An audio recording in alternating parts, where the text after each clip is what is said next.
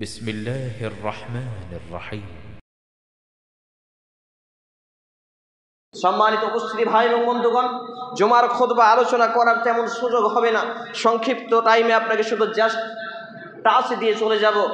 আমি দ্বিতীয় খুতবার পরে প্রথম দফায় যে আয়াত কারিমা আপনাদের সামনে পাঠ করেছি, এটা রয়েছে কুরআনুল কারীমের সূরা আল বাকারা 2 নম্বর সূরা প্রথমতম পারা, পৃষ্ঠা নম্বর 4, আয়াত নম্বর 21।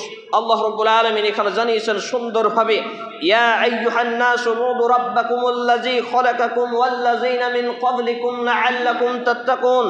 হে মানুষ সম্প্রদায়, তোমরা তোমাদের প্রতিপালকের ইবাদত করো, তোমরা তোমাদের প্রতিপালকের ইবাদত করো।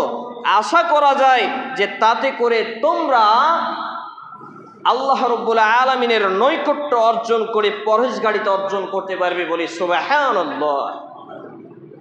তাহলে আল্লাহ রাব্বুল আলামিন তামাম মানব জাতিকে এখানে টার্গেট করে, মার্ক করে, সিলেক্ট করে, ট্যাগ লাগিয়ে জানিয়ে দিলেন যে তোমরা আল্লাহর ইবাদত করো। এতে করে কি হবে? আল্লাহ রাব্বুল আলামিনের সন্তুষ্টি অর্জন হবে, আর এতে করে আশা করা যায় যে আমরা পরহেজগারিতা অর্জন অর্থাৎ তাকওয়াবান হতে পারবো। এমন কোন কোরআনের আয়াত কিংবা হাদিস আমার জানা নেই যে যেখানে আল্লাহ এবং আল্লাহ রাসূল বলেছেন শুধু রমজানে ইবাদত করো, বাকি 11 মাস তোমাদের মাফ করে দেওয়া হবে। শুধু রমজানে মসজিদে হাজিরা দাও, বাকি 11 মাস শুধু শুক্রবারে শুকুর আলী হলেই যথেষ্ট। অথচ আমাদের সমাজে এই এত বড় পাপকে, অন্যায়কে অন্যায় বলা হয় না। আজকে মুসলমানদের ওয়াকফ সম্পত্তি দখল করেছে বলে যত মিটিং মিছিল হই হুল্লোড় হয়, ওয়াকফ চলে গেছে, আমার ব্যথা আছে, আমার কষ্ট হয়, কিন্তু এ নিয়ে যতটা আলোচনা সমালোচনা হয়, আমার এবং আপনার বাড়িতে 8টা 10টা সদস্যের মধ্যে একটা সদস্য নামাজি, বাকিগুলো বেনামাজি মানে বেঈমান। অথচ কোন বাপের বেটা মায়ের বেটার মুখে একটু কথা বের হয় না, একটু কোনো দোকানে আলোচনা হয় না যে সমাজে বেনামাজি কেন, এই সত্তার মরলরা আলোচনা করে না, আমার জামাতের লোক বেনামাজি কেন, মসজিদ কমিটি আলোচনা করে না, আমার মসজিদের আওতাভুক্ত লোক বেনামাজি কেন, ঈদগাহ কমিটি আলোচনা করে না, আমার ঈদগাহে মুসল্লি বেনামাজি কেন, এমনকি কবরস্থান কমিটিও আলোচনা করে না যাদেরকে আমার কবরস্থানে দাফন করা হবে সেখানে বেনামাজি কেন।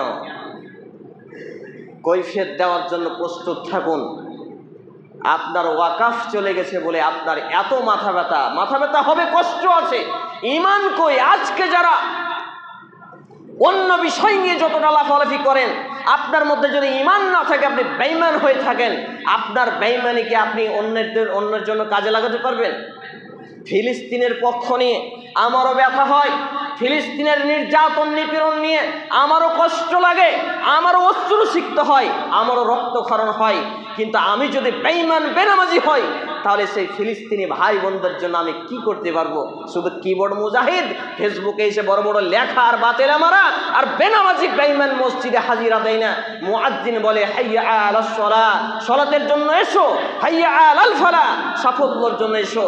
আর এই বেঈমানের বাচ্চা বেঈমান মসজিদে আল্লাহর ডাককে অবজ্ঞা করে, আর ফেসবুকে লেখে সৌদি আরব ইসরায়েলের দালাল, অমুক তমুক, অমুক কাফের, অমুক বেদাতি।